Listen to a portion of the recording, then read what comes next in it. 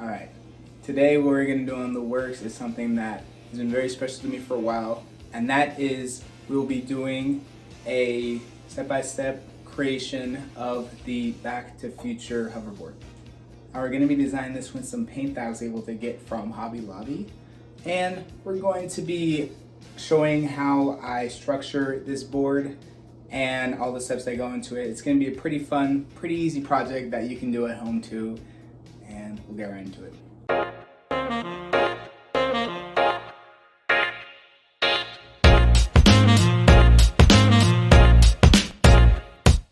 First off is your outfit. You want to make sure that you have something that is not really important to you, like you don't want to keep. So for example, I've got this shirt and I have some shorts inverted, as you can see. So if any paint gets on any of this outfit, I will not care.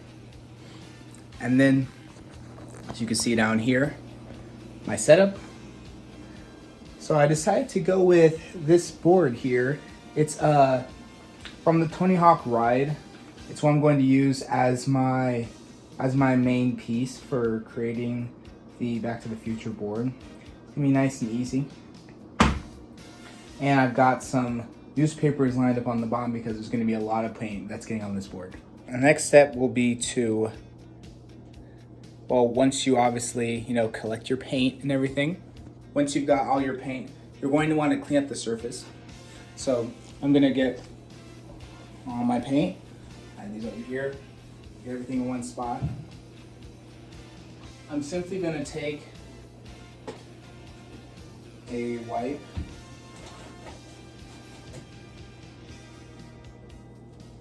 clean out both sides. So because of the time that it's going to take, I'm not going to be doing both sides of this board right away. I'm going to be taking my time with that so that you can really see the final product. Now, the reason why I clean off the board is I want to make sure that there is not any dust or any sort of debris that would make it uneasy for the paint to stay on the way that it should. Right. Plus, I've had this in my house for, wow, I want to say 3 months. I have not been able to get to this project at all. But now I'm going to rearrange this camera. So the first area I'm going to isolate off and make for a circle.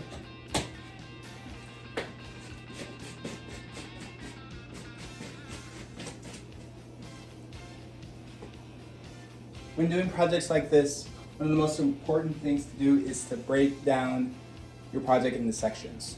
So I'm going to grab my Sharpie. I'm going to put this thing in some sections so that it makes it much easier for when I start painting to knock everything out.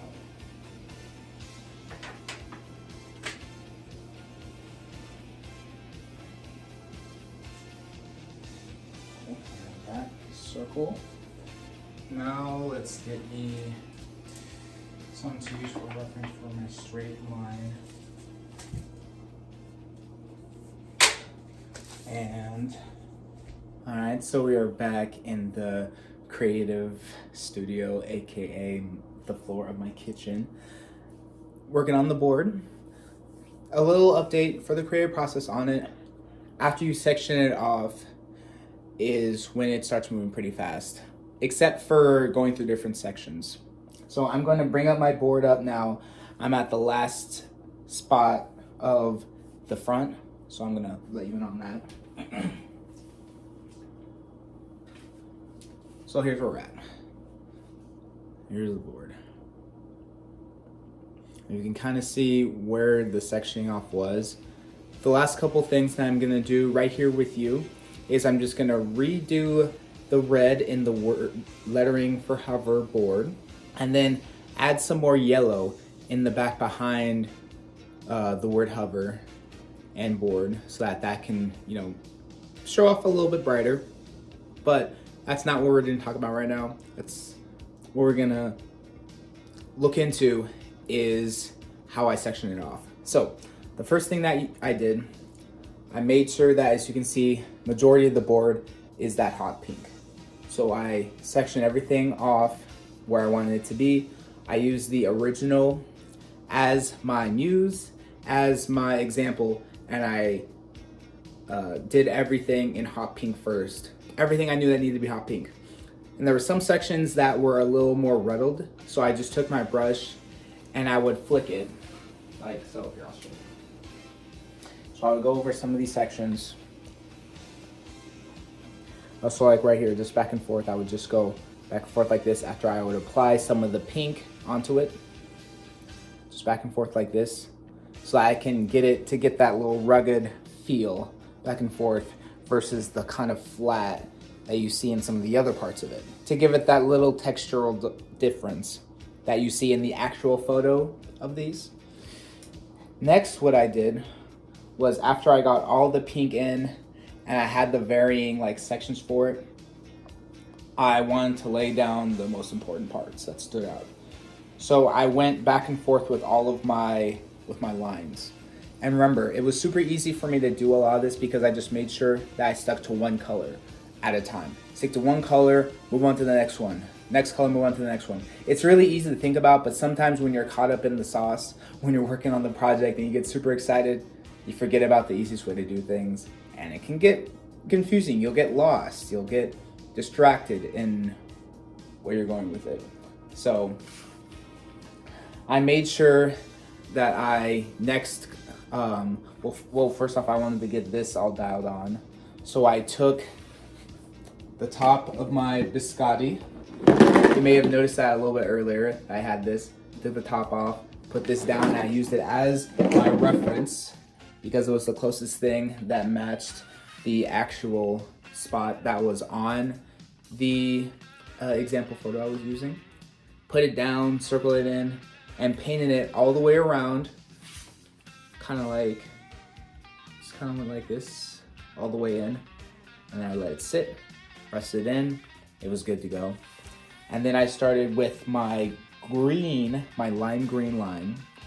I would put that down here. I put it down through the center where it was, connected to the other side, and up about the top. I then went to my next line, which was the white ones. Added in the white here, white there, bottom. Add the white in the center, up top, and then white all the way up through there. And I really just did it to make sure that I had a pretty clean looking line for it. I didn't want to take it too seriously because I knew I was going to have a good amount of coats on this, and I have. I want to say with this project, it took about, for the pink, had about I want to say I did 4 different coats of the pink, and 3 so far different coats of all the other colors, like all the whites, all the yellows that you see. The green, super easy. I just layered it down and knocked it out in one. It just really depends on the majority that you put in on each time and the area that the green was in. They don't require too much. So that's something to think about there. Anyways, back to this stuff here. The yellow was the next one I was working on. Yellow was kind of the last color I did individually before I went back and did a lot of the painting and rebranding and the second, third coats that I was mentioning about. So I went in, did the top corner here, did the center. I pulled out a ruler because I wanted to make sure that both of these were pretty even as I can get them size-wise, all right? Because that was really important for me. And it's, again, I wanted to make it as close as the original as I possibly could. That's what I did. So I put that yellow in, down, and then just added the top piece that was here for the yellow. And obviously at the very end, you know, add the red into the board. Now, if I could go back and redo one thing, I would have never, ever, ever added the red into this until I was completely done with this center yellow. That's kind of just on me that I rushed it. I wanted to make sure that I was having, you know, putting enough space on for these, for the wording, And I was, which is fine, you know, as you can see, there's plenty of space for hoverboard on this, but it wasn't all that I had wanted, all that I had envisioned, because I made it a little harder for myself to then go back when I wanted to add more coats of the yellow, because I'm working around this red here. And as you can see, I came back, added more yellow to it, and then I had to fight with some of the red. So now I gotta redo the red. So I'm gonna redo the red here and then get started on the back side. And if you're wanting to see the final product of my hoverboard, go ahead and follow Lost Sun 5. It's I call it Lost Suns, but again, it's spelled LOSTSON 5. It's on Instagram. I'm gonna be posting a ton of pics where I'm just gonna be vibing out to this like I'm in Back to the Future. So you wanna see that completed project, go over there. Aside from that, like, comment, and subscribe to the video, and stick around for the channel. I have a lot of more cool projects coming along the way because I got some more free time. So I'm gonna have a ball with it. So peace out, and shoot, what is it? Great Scott, or whatever. All right, bye.